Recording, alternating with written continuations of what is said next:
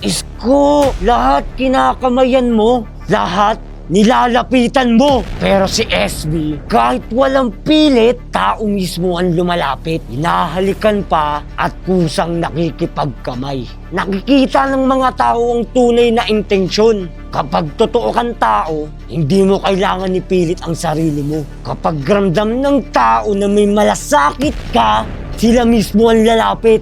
At yun, si SB. Walang pilitan, walang script, walang acting. Ikaw, Isko, bakit parang pilit na pilit ang pagiging one of them? Kasi hindi mo pwedeng pilitin ang pagiging makatao mo.